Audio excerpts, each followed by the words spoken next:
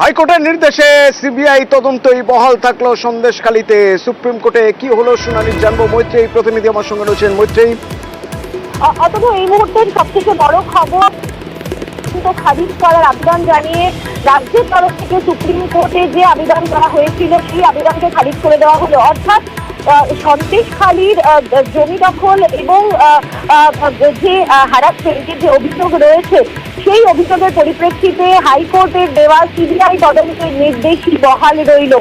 আজকে সর্বোচ্চ আদালত শুনানি ছিল এবং সেখানে সন্দেশখালীর যে গোটা তথ্য সেক্ষেত্রে দাঁড়িয়ে রাজ্যের তরফ সেই তদন্তে সিবিআই এর যে নির্দেশ দেওয়া হয়েছিল হাইকোর্টের তরফ থেকে তাকে চ্যালেঞ্জ করে রাজ্যের তরফ থেকে সুপ্রিম কোর্টে যে মামলা দায়ের করা হয়েছিল তার শুনানি হয়। রাজ্যের হয়ে সওয়াল করেন অভিষেক মনু সিংভি এবং সেখানে তার তরফ থেকে বলা হয় যে সমস্ত যে অভিযোগ রয়েছে সমস্ত অভিযোগকে গুরুত্ব সহকারে বিচার করা হচ্ছে। সেখানে মহিলা পুলিশ দেওয়া হয়েছে, মহিলা পুলিশরা তদন্ত করছেন এবং 43টা কেসের মধ্যে 42টা কেসের এফআইআর চার্জশিট দেওয়া হয়ে গিয়েছে।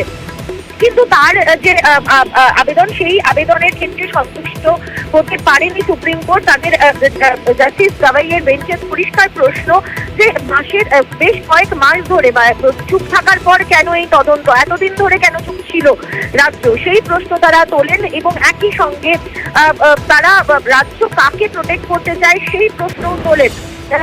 জাস্টিস গাভাই এবং জাস্টিস কেভি বিশ্বনাথনের বেঞ্চ তারা এই প্রশ্ন তোলেন এবং তারপরেই রাজ্যের আবেদনকে খারিজ করে দেয় তারা। অর্থাৎ এই মুহূর্তে সন্দেশখালীর যে সিবিআই তদন্তের যে নির্দেশ হাইকোর্টের সেই নির্দেশই বহাল রইল এবং সিবিআই তদন্তই হবে সন্দেশখালীতে যে মহিলাদের প্রতি অত্যাচার এবং জমি দখলের যে অভিযোগ ছিল তার পরিপ্রেক্ষিতে সিবিআই তদন্ত সেটাই বহাল রইল।